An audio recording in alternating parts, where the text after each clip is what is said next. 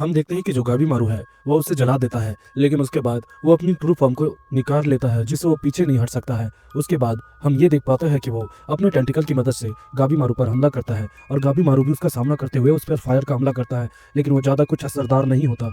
दूसरी तरफ हम देख पाते हैं कि वही पीले बाल वाला बंदा एक वॉइड के अंदर रहता है और वहाँ से वो गावी मारू को देखता है और उसके बाद उसे और भी ज़्यादा गुस्सा आता है और वो लगातार गावी मारू पर हमला करता है और गावी मारू कमज़ोर पड़ने लग जाता है। हम ये देख पाते हैं कि जो नाय है वो ये बोल रही होती है कि अगर ऐसा चलता रहा तो फिर गावी मारू नहीं जीत पाएगा, उसके जीतने की संभावना काफ़ी ज़्यादा कम है। और दूसरी तरफ गावी मारू बोलता है कि अगर ऐसा चलता रहा तो मैं इसे कभी नहीं जीत पाऊंगा। हम देख पाते हैं कि गावी मारू एक खतरनाक निर्णय लेता है कि वो एक ऐसी टेक्निक इस्तेमाल करेगा जिसमें उसकी जान को भी खतरा है, लेकिन फिलहाल इसे हराना उसकी जान से बढ़कर है। वो आगे बढ़ ही रहा होता है तभी गावी मारू की तरफ एक हाथ आता है, वो शायद उसकी वाइफ का रहता है और वो उसके कानों में उसे कुछ बोलती है। फिर हम देख पाता है कि वही क्रीचर यानी वही पीले बाल वाला बंदा उस पर हमला करता है। दूसरी तरफ गावी मारू भी काफी ज्यादा गुस्सा हो जाता है और वो अपना निर्णय ले लेता है कि अब उसे मरना है या बचना है या उससे लड़ना है। हम देख पाते हैं दोनों में काफी ज्यादा गंभीर लड़ाई हो रही होती है जिसका कोई अंत नहीं निकलता है। दोनों ही एक दूसरे को खत्म करने के पीछे पागल हो जाते हैं और ये चीजें उस पीले बाल वाले बंदे का भाई देखता है और उसे रोकने की कोशिश करता है, क्योंकि अगर वो ज्यादा अपनी शरीर को पुश करेगा तो वो खुद एक मॉन्स्टर में तब्दील हो जाएगा। हम देख पाते हैं कि वो पीले बाल वाला बंदे की आंखें बंद हो जाती है और जैसे ही खुलती है तो उसके हाथों में उसका भाई रहता है जो कि उसी के टेंटिकल के द्वारा चोटिल हो गया है। तभी उसका भाई बोलता है कि मैं कमजोर था, आप केवल मेरे लिए लड़ते आए हैं, लेकिन तुम्हें जागना पड़ेगा भाई, तुम ही सब कुछ हो और तुम्हें ये जंग आखिर में जीतनी होगी, तुम इस जगह से निकलो। और ऐसा बोल के शायद वो दम तोड़ने वाला रहता है तभी उसे होश आ जाता है, उस पीले बाल वाले बंदे को होश आ जाता है और गावी मारू बोलता है ये अटैक करने का सबसे अच्छा मौका है। लेकिन जो माय रहती है वो उसे रोकने की कोशिश करती है लेकिन कोई फायदा नहीं होता। लेकिन हमें ये पता चलता है कि गावी मारू अब अपनी लिमिट को पुश करेगा तो वो भी खत्म हो सकता है। हम देखते हैं कि जो माय है वो अपनी ताकत की मदद से गावी मारू को रोकती है और दूसरी तरफ गावी मारू एक पत्थर से उस पीले बाल वाले बंदे पर हमला करता है, जिसके कारण वो जो पीले बाल वाला बंदा है वो अपने नॉर्मल स्टेट में आ जाता है और अपने भाई को ऊपर चढ़ा देता है और गिर जाता है और बोलता है मेरा इंतजार करना, और उसका भाई उसे गिरते हुए देख रहा होता है। हम देखते हैं कि माई का ताकत ज़्यादा इस्तेमाल करने की बदौलत वो बेहोश होने लग जाती है और वो बूढ़ा इंसान उसे संभालता है। फिर वो काफ़ी ज़्यादा हैरान हो जाता है क्योंकि जो माई रहती है उसकी बॉडी काफ़ी बड़ी हो जाती है, जिसे देखकर वो दोनों ही काफ़ी ज़्यादा हैरान हो जाते हैं। दूसरी तरफ हम देखते हैं कि सेगरिन की टीम जो रहती है वो एक मिस्टीरियस से टेम्पल में आ जाती है या वैसी ही कोई जगह होगी जहाँ पर वो काफ़ी ज़्यादा बुद्धास के स्टैचू देख पाते हैं और एक अजीब सी आवाज़ उनके कानों में आ रही होती है जो कि एक चैंटिंग की होगी। हम देखते हैं कि वो लोग मुख्य द्वार की ओर आगे बढ़ रहे होते हैं और दूसरी तरफ से गावी मारू की टीम भी आगे बढ़ रही होती है और वो दोनों फाइनली एक दूसरे के पास आ जाते हैं, यानी कि उनका मीटअप हो जाता है। हम देखते हैं कि वो लोग काफ़ी सवाल जवाब कर रहे होते हैं कि आखिर ये कैदी कैसे है और सब चीज़ें एक्सप्लेन करना बहुत ज़्यादा हार्ड है। तभी वही टहनी यानी पेड़ बोलता है कि मैं क्या तुमने अपनी ताकत का इस्तेमाल किया है। हम देखते हैं कि एक पेड़ को ऐसी बातें करते हुए देखकर वो सारे लोग हैरान होते हैं, लेकिन वो पेड़ उनका धन्यवाद कहता है क्योंकि उसकी बदौलत वो माई को दोबारा देख पाया। हम पेड़ के पॉइंट ऑफ व्यू से देख पाते हैं कि वो सोच रहा होता है कि अगर ऐसा है और इन इंसानों के पास इतनी काबिलियत है तो मुझे लगता है इस आइलैंड में चेंज बहुत जल्दी आ जाएगा। दूसरी तरफ वो सारे लोग बातें कर रहे होते हैं कि यहाँ से अब निकला तो निकला कैसे जाए, गावी मारू की कंडीशन भी उतनी अच्छी नहीं है और माई भी ठीक से चल नहीं पाएगी।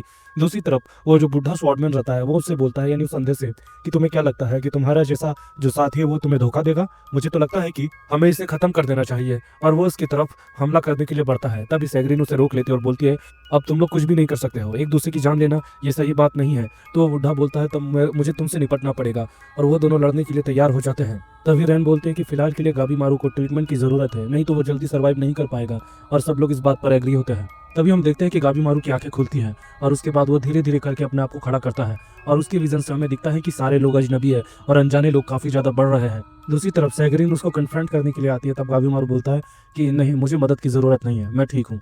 तब वो अंधा बोलता है कि अगर तुमने ज्यादा स्ट्रेस लिया और तुमने ज्यादा ताव इस्तेमाल किया तो तुम्हारी जान भी जा सकती है। तभी गावी मारू बोलता है मुझे इससे कोई फर्क नहीं पड़ता है, जिसको देखकर सेगरिन हैरान हो जाती है और बोलती है तुम कौन हो।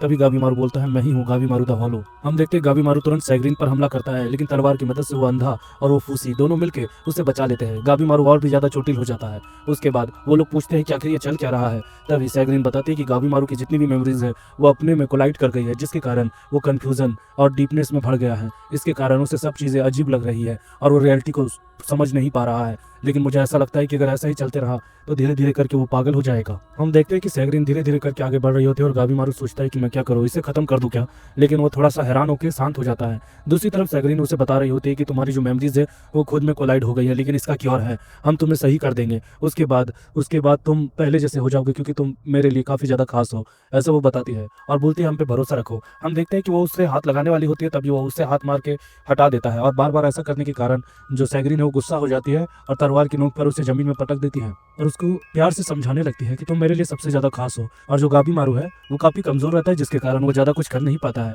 दूसरी तरफ सैगरिन बोल रही होती है कि मैं तुम्हें ठीक कर दूंगी, मुझे थोड़ा समय दो, क्यों ना हम अच्छे से दोस्ती कर ले। दूसरी तरफ सारे लोग ये देख के हैरान रहते हैं और वो अंधा बता रहा होता है कि सच कहूँ तो जो सैगरिन है वो अपनी ताऊ की एनर्जी से जो गाबी मारू के ताऊ है उसे बैलेंस कर रही है। हम देख पाते हैं कि जो गाबी मारू है उसके सेंसेस धीरे धीरे करके वापस आने लगते हैं और उसके बाद सैगरिन उसे बोलती है कि क्या कोई इंपॉर्टेंट नहीं है जिसे तुम अपने घर जाके देखना चाहोगे। तभी गाबी मारू को अपनी वाइफ की बातें याद आती है और उसके बाद वो अपने नॉर्मल स्टेट पे आ जाता है। दूसरी तरफ हम देख पाते हैं कि वही पीले वाला बंदा गिर जाता है। उसके बाद वो अपने आप को सही करता है और बोलता है कि मुझे लगता है ताऊ की एनर्जी मुझे कंज्यूम कर रही थी, लेकिन मैं इसका अच्छे से इस्तेमाल करना सीख गया तो ये मेरे लिए और आसान होगा।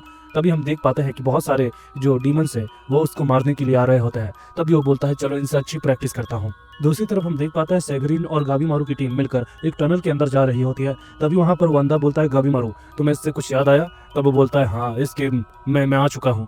और इसको देखकर सबको पता चल जाता है कि गाबी मारू की जो याददाश्त है वो धीरे धीरे करके उसके पास वापस आ रही है। दूसरी तरफ गाबी मारू सबसे माफी मांगता है कि उसने अगर अपनी गैर मौजूदगी में अगर उन्हें कोई दिक्कत दी हो तो। तभी रैन बोलती है कि अगर तुम्हारी याददाश्त वापस आ गई है तो क्यों ना सबसे बेहतर ये रहेगा कि हमें साइलेंट से निकल जाना चाहिए। तभी गाबी मारू मना करता है और बोलता है अगर मैं निकल भी गया तो भी मैं अपनी वाइफ से कभी नहीं मिल पाऊंगा। तभी रैन बोलती है कि शायद ये भी हो सकता है कि वो केवल एक इल्यूजन हो, वो बुढ़ा तुम्हें इल्यूजन दिखा रहा है और तुम्हारी वाइफ कभी एग्जिस्ट ही ना करती हो। तभी गाबी मारू बोलता है ये चीज़ तो मुझे वहां पर जाके ही पता चलेगी, इसीलिए मुझे अमरता की एक्सिल ऑफ लाइफ को ढूंढना पड़ेगा। तभी रैन बोलती है कि तुम जो चीज़ें कर रहे हो वो कभी एग्जिस्ट नहीं करेगी, तुम बस अपना समय बर्बाद कर रहे हो। तभी जो गाबी मारू है वो बोलता है मैं समय बर्बाद नहीं कर रहा हूँ, मैं अपनी वाइफ को महसूस कर सकता हूँ। तभी रैन बोलती है कि कैसे? तब वो बताता है कि ये कहना थोड़ा मुश्किल है और समझाना भी। हम देखते हैं कि जो गाबी मारू है वो अपनी वाइफ को धीरे धीरे याद करके ये सब बता रहा होता है कि उसकी आवाज़ काफ़ी ज़्यादा सॉफ्ट थी, उसकी उंगलियां भी, उसके बाल का रंग पीला था, उसकी आंखें काफ़ी ज़्यादा ही नैरो थी और साथ ही में वो धीरे धीरे करके याद करता जाता है। तब उसे पता चलता है कि उसकी वाइफ का नाम यूई है। हम देख पाते हैं कि सारे लोग उसके बात से काफ़ी ज़्यादा प्रभावित होते हैं और उसके बाद जो अंधा है वो बता रहा होता है कि इसकी ताऊ की पावर काफ़ी ज़्यादा ही बैलेंस हो चुकी है। ऐसा इसीलिए क्योंकि उसकी मेमोरीज के साथ साथ उसे एक जीवन का लक्ष्य भी मिल चुका है, जिसके कारण वो काफ़ी ज़्यादा ही कॉन्सेंट्रेट हो चुका है। दूसरी तरफ हम देख पाते हैं कि वो जो पीले बाल वाला बंदा है वो सारे ही डीमंस को खत्म कर देता है और बोलता है ये काफ़ी ज़्यादा कमज़ोर थे। तभी वहाँ पर एक टेंशन आता है और बोलता है तुम तो एक इंसान हो, क्या तुमने ही मुदान को मारा है?